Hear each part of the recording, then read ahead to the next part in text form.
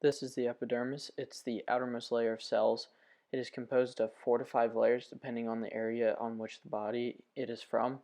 It functions as a barrier. It protects your body from the harmful diseases that can enter through your skin and the hair found throughout your body, and also protects your body from the harmful UV rays given off by the sun. It is most thick in your palms and your soles and is found most thin when it is from your eyebrows. This is the sebaceous gland, and as you can see, it is very, very small, microscopic. In fact, it serves its purpose to produce sebum, which waterproofs your hair and your skin throughout your body, not only in humans but also in other mammals throughout the animal kingdom. It is greatest when found on your face or in your scalp because that is where hair generally, for most people, is grown. General medical conditions such as acne, they relate to overactive sebaceous glands because the overactive sebaceous glands produce more oil and more sebum, which causes oily skin, which in turn can cause acne.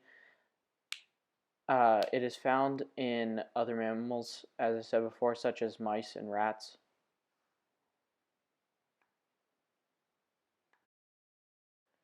This is a sweat gland. It's a small structure on your skin that obviously produces sweat. There's two different types of these found throughout the body. The eccrine sweat glands, which are found all over the body in all regions, and the apocrine sweat glands, which are generally limited to the armpits of a human. This is the papilla, or dermal papilla to be more specific. It's a small extension found in the dermis, or the epidermis.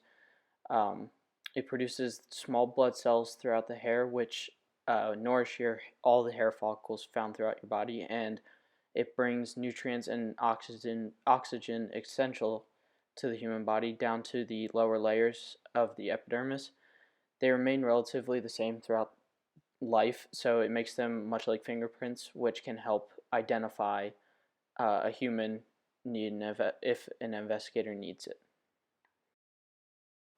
This is the capillary. There are three different types of these found throughout the body: continuous, fenestrated, and sinusoid. They are small blood vessels that connect the arterioles and the venues, and they help enable water and oxygen and carbon dioxide to travel throughout the blood in the tissues of the body. There are three phases to the hair life cycle. They are the anagen phase, the catagen phase, and the telogen phase. The anagen phase is the active growing phase, lasting roughly 1 to 6 years and affecting up to 85% of all hair follicles at one time. During this phase, one single hair can grow up to one full centimeter every 28 days. Unfortunately, it is unknown what causes the follicle to switch from the anagen to the catagen phase. The catagen phase is the changing phase. It lasts roughly 2 to 3 weeks. It lasts while the active growing hair changes into what we know as a club hair, and during this period of time, all of the hair is completely cut off from the blood supply. After the catagen phase, the hair transfers into what we know as the telogen phase, the final phase of the life cycle, or the resting phase. Human hair can prematurely enter this phase during during extreme stress. If we reach this situation where we're under extreme stress, 70% of our hair can actually prematurely enter the phase. We lose 50 to 100 hairs in a single day as humans due to hairs ending their telogen phase and just falling out naturally. While human hair and non-human hair or animal hair do have a few similarities, they also have a few differences. Animal hair has a core that allows the hair to provide excellent insulation, not just from hot and cold temperature, but also the wet rain. While human hair, it does little to regulate our body temperatures and also allows the rain to soak into our scalps. Human hair tends to be grown individually. Every hair has a different growing length and time and all different factors, but animal hair tends to grow in more synchronized patterns, meaning they all grow at one single time. Human hair also tends to have the same texture as well as the same color throughout the entire length of the hair.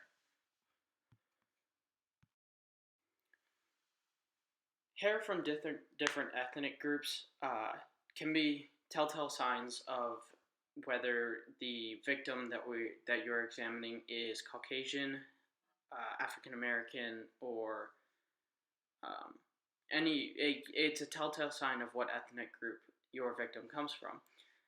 Caucasian hair is unpredictable in its presentation. It can be straight, wavy, curly, um, while African American hair is more tightly coiled and spiral and has very curly and flat hair follicles.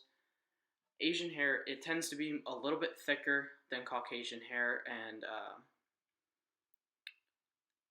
the African American hair, it tends to have more oil and sebum produced from the sebaceous glands that we talked about earlier than all the other ethnic groups.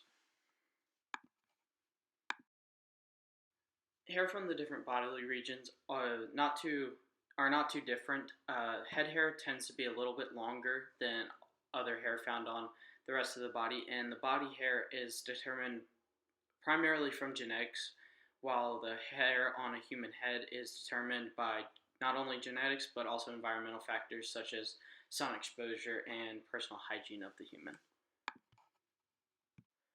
There have been many cases in recent history where hair has been crucial in solving the crime and putting a name to the suspect.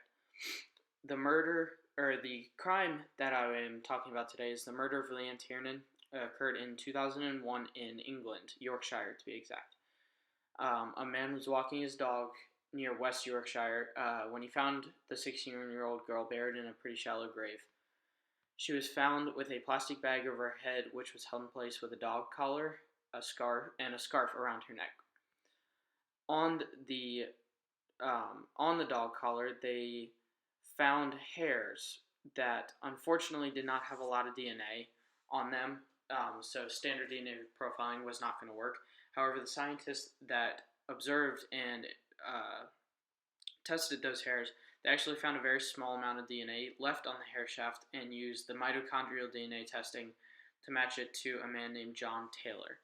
In the end, John Taylor, he was arrested in October of 2001 and was sentenced to 2 life sentences, and he was convicted of 2 other crimes based on the DNA that was found and also given an additional 2 life sentences.